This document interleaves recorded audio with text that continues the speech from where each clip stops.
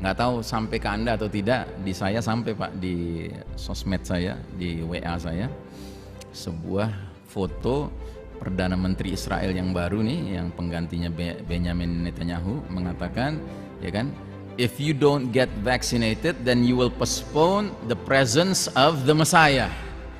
Kalau kamu tidak segera divaksinasi, berarti kamu menunda kedatangan sang juru selamat, ya, Dajjal. Jadi mereka udah yakin betul gitu bahwa Dajjal nih munculnya nggak lama lagi. Seorang penulis produktif orientalis barat, perempuan, namanya Karen Armstrong, rupanya pernah menulis dalam salah satu bukunya. Dia sering nulis tentang Islam, tentang Nabi Muhammad SAW. Dia bilang, kenapa masyarakat barat, the Judeo-Christian Society itu, masyarakat Yahudi Nasrani itu benci dengan angka 13, karena 13 itu mengingatkan mereka dengan 13 abad kepemimpinan umat Islam, and they hate it.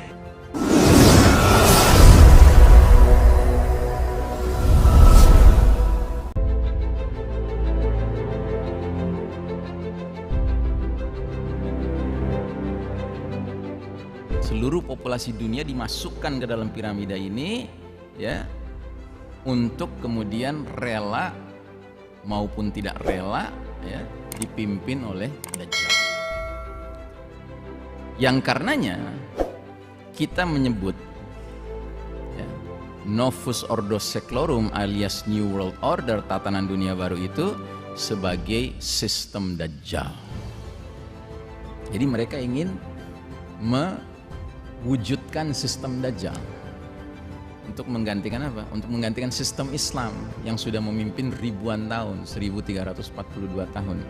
Dan mungkin masih ingat atau lupa, ya, saya sudah katakan di tempat ini pada pertemuan yang lalu, saya baru tahu juga seorang penulis produktif orientalis barat, perempuan, namanya Karen Armstrong, rupanya pernah menulis dalam salah satu bukunya. Dia sering nulis tentang Islam, tentang Nabi Muhammad SAW.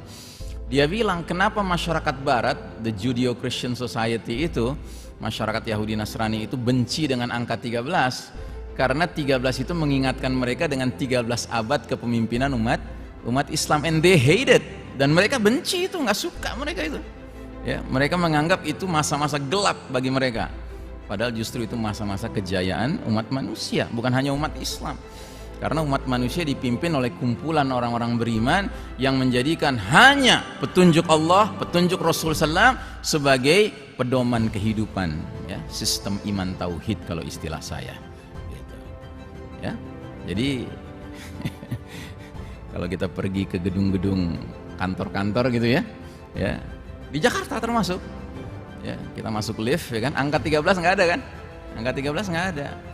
Dan karena Indonesia ini di persimpangan jalan, Pak, bukan hanya 13 yang ada, 4 juga nggak ada. Kenapa? Karena 4 itu angka sialnya orang Cina, gitu. Nah, Indonesia ngambil semuanya, ya kan, sialnya Barat nggak mau, ya kan, sialnya Cina nggak mau, gitu. Akhirnya sialnya Islam yang diambil, dalam pengertian bahwa, ya, Islam pun dianggap mengandung kesialan. Nauzubillah min dzalik, ya. Nah, jadi saudaraku rahimakumullah, jadi New World Order ini, Novus Ordo Seclorum ini, adalah sebuah tatanan dunia yang sejatinya dipersiapkan untuk menggelar karpet merah menyambut hadirnya juru selamat mereka, yaitu Ad-Dajjal, ya. Dan terutama siapa nanti yang akan mensikapi Dajjal sebagai the Messiah, sang juru selamat, terutama siapa? Al-Yahud, ya, kaum Yahudi.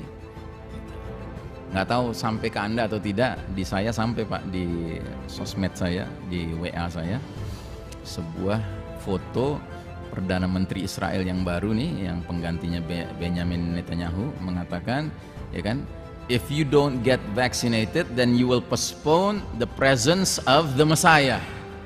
Kalau kamu tidak segera divaksinasi, berarti kamu menunda kedatangan sang juru selamat, ya, Dajjal. Jadi mereka udah yakin betul gitu bahwa Dajjal nih munculnya nggak lama lagi, gitu. Dan salah satu prasyaratnya adalah memastikan penduduk dunia ini mau tunduk kepada program besar mereka, ya, yang berinisial huruf V itu, Pak, gitu. Saya tadi salah tuh sampai terucap, ya.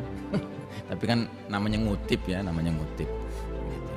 Nah, jadi saudaraku rahimakumullah, umat Islam didorong untuk turut mendukung sistem Dajjal ini, yang berarti diajak untuk turut menyambut hadirnya a'zamul fitnah, fitnah paling dahsyat sepanjang sejarah Bani Adam. Ya, jadi kita semua karena berada dalam piramida yang sama, ya kan? Kita diajak untuk ikut juga mendukung. Padahal kan kita sudah diajarkan sama Nabi. Siapa itu Dajjal? Dajjal itu a'zamul fitnah, fitnah paling dahsyat. Masa kita sambut? Masa kita berikan karpet merah? Masa kita ikut-ikutan mengagung-agungkan? Ya kan? Sudah sepantasnya kita justru di barisan terdepan yang mendidik umat ini untuk hati-hati. The system is not fine. The system is harmful. The system is dangerous. Sistem ini berbahaya. Karena sistem ini justru membuka jalan bagi datangnya Dajjal. Nah, kita harus menjadi umat yang sadar Dajjal itu bukan pihak yang pantas dielu-elukan, ya kan? Bahkan sampai Nabi mengatakan dalam hadis apa? Man sami'a bid Dajjal falyan'a anhu. Barang siapa dengar Dajjal datang ke kampungnya, ke negerinya, ke kotanya, ke tempat tinggalnya, menjauhlah darinya. Ini bagaimana? Justru arahan Nabi menjauh dari Dajjal, ini malah ikut-ikutan menyambut Dajjal. Ya kan?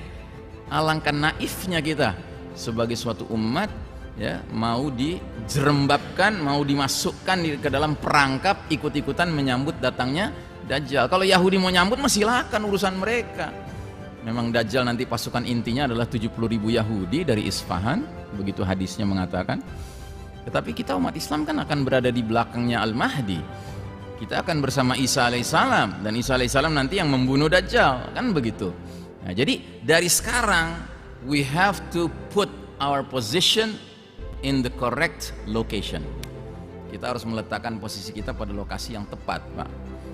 Nah, jadi saudaraku rahimakumullah, 1342 tahun kita umat Islam berjaya, kita perkenalkan sistem iman tauhid. Baru 101 tahun mereka berjaya, umat Islam kalah, sistem kafir syirik ini sudah berani-berani memperkenalkan kepada kita yang namanya sistem Dajjal. Termasuk simbol dari lembaga internasional dunia yang katanya untuk mengakurkan berbagai aneka ragam jenis bangsa yang namanya UN, United Nations. Ini ikonnya ikon in front of the screen-nya saja. Tetapi ikon sesungguhnya adalah Nos, Novus Ordo Seclorum. Makanya kalau kita renungkan baik-baik, Pak, UN ini bukan tempat berkumpulnya berbagai bangsa dengan sama tinggi dan sama rendah, tidak.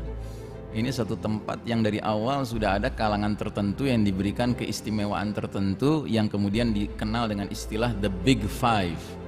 Tahu ya istilah The Big Five ya?